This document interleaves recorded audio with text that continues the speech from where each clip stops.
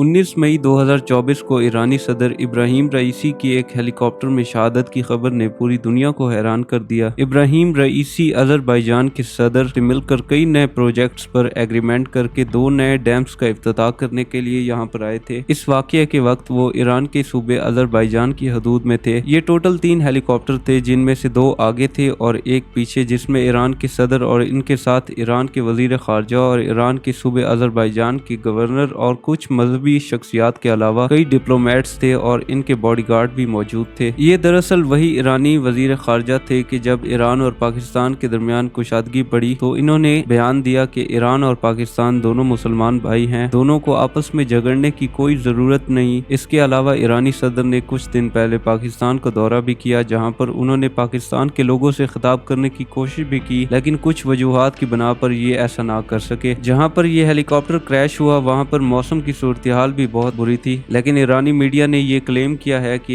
ये हेलीकॉप्टर कहीं पर हार्ड लैंडिंग की वजह से उतर गया होगा, लेकिन इनको अंदाजा ना था कि ये क्रैश हो गया होगा। लेकिन अफसोस ऐसा ही हुआ। जब हेलीकॉप्टर की खबर पूरी दुनिया में फैली तो तुर्की ने अपने ड्रोन इस तरफ रवाना किए और रेस्क्यू टीम्स भी भेजी। इसके अलावा रशिया ने 47 के करीब रेस्क्यू टीम्स भेजी। ईरान के कई रेस्क्यू हेलीकॉप्टर्स इस जगह की तलाश में रहे, लेकिन मौसमी सूरत हाल बुरी होने की वजह से कुछ पता ना चल सका। लेकिन तुर्की के एक ड्रोन ने क्रैश साइट ढूंढ ली और ये पता चला कि हेलीकॉप्टर बिल्कुल तबाह हो चुका था। इनफैक्ट ये तो हवा के अंदर फटकर जमीन पर आकर गिरा। अब कुछ कॉन्स्पायरेसी थ्योरीज में ये कहा जा रहा है कि ये मोसाद ने किया है, क्योंकि इसराइल को इनके वजूद से बहुत तकलीफ थी। कुछ का ये मानना है कि ये इंटरनल पॉलिटिक्स का नतीजा है, क्योंकि ईरान के सुप्रीम लीडर आयतुल्लाह खुमनाई के बाद ये उनकी जगह लेने वाले थे। और तीसरी पॉसिबिलिटी यही हो सकती है कि ये कोई हादसा ही हो। लेकिन जो हालात बन चुके हैं इनके मुताबिक ये बहुत बड़ा कोइंसिडेंस है कि जिसको बिल्कुल भी इग्नोर नहीं किया जा सकता। अगर मौसम वाकई खराब था तो एक ही हेलीकॉप्टर क्रैश क्यों हुआ, और वही क्यों हुआ जिसके अंदर ईरान की सबसे अहम शख्सियात थी। ईरान के अंदर कासिम सुलेमानी की मौत के बाद ये सबसे बड़ा हादसा था, जिसमें ईरान की आवाम सड़कों पर रो रो कर अपने सदर की खैर आफियत की दुआ करती रही, लेकिन वही हुआ जिसका डर था। इब्राहिम रईसी वो शख्स हैं जिन्होंने उम्मत मुसलमान को एक होने का कहा, बिल्कुल उसी तरह जिस तरह भुट्टो, सदाम हुसैन और मोहम्मद गद्दाफी ने भी किया, और इन सब का हशर एक जैसा हुआ। इब्राहिम रईसी ने कहा था कि हम इसराइल के वजूद को मिटा कर रहेंगे, और इनकी मौत भी एक हादसे से हुई जिसका सबसे बड़ा फायदा इसराइल को ही हो सकता है। इससे तो यही लगता है कि इसराइल का कोई ना कोई हाथ इसमें जरूर होगा, लेकिन अभी तक ईरान या किसी और मुल्क ने इसको कंफर्म नहीं किया, तो वक्त से पहले हम कुछ नहीं कह सकते। इसके असरात भी वाज़ेह होना शुरू हो चुके हैं, जैसे ऑयल की प्राइसेस बढ़ जाना वगैरह। इसराइल में ईरान हमास और हजबुल्ला जैसी तंजीमों की मदद कर रहा था, इसके बाद वो भी अफेक्ट हो सकती हैं। एक और सवाल ये है कि क्या ईरान पर इसका कोई असर पड़ेगा, तो इसका जवाब है बिल्कुल भी नहीं, क्योंकि ईरान का पॉलिटिकल सिस्टम कुछ ऐसा है कि यहाँ पर सबसे बड़ा लीडर सुप्रीम लीडर कहलाता है, जो कि इस वक्त आयतुल्लाह खुमनाई हैं। जो हेलीकॉप्टर क्रैश हुआ था इसका नाम बेल 212 था, जो कि अमेरिकन है, जो कि गवर्नमेंट और इनके प्राइवेट टूर्स के लिए इस्तेमाल होता है, लेकिन इसे मैन्युफैक्चर कनाडा के अंदर किया जाता है। आखिरी बार ये सितंबर 2023 के अंदर क्रैश हुआ, और अब की बार ईरान के फॉरेस्ट, जिसका नाम डिस्मार फॉरेस्ट है, यहाँ पर तबाह हुआ। अब आप सोच रहे होंगे कि ईरान का सदर कौन बनेगा, तो इसका जवाब है कि मोहम्मद मुख्बर ईरान के नए सदर बनेंगे। सबसे हैरानी की बात यह है कि जब इसराइल को खबर मिली कि ईरान के सदर पिछली रात गायब हैं, तो इसराइल का जवाब बड़ा मशकूक था। इसने कहा कि हमें इस बात की खबर है, लेकिन इनके कत्ल के अंदर हमारा कोई हाथ नहीं। हालांकि ईरान की मीडिया या किसी और मीडिया ने यह खबर जारी नहीं की थी कि ईरान के सदर की मौत हो चुकी है। अब तक की इतलाआत के मुताबिक ईरान के लिए साबित करना इंतहाई मुश्किल है कि क्या इसराइल की इसमें कोई इन्वॉल्वमेंट थी या नहीं, और दूसरी तरफ ये मुमकिन है कि वाकई किसी मौसमी खराबी की वजह से यह हादसा हुआ हो। अब आगे आने वाले मजीद कुछ दिन बहुत इंपॉर्टेंट है, क्योंकि हमें इनमें यह पता चलेगा कि वाकई इसराइल का इससे कुछ लेना देना था या नहीं।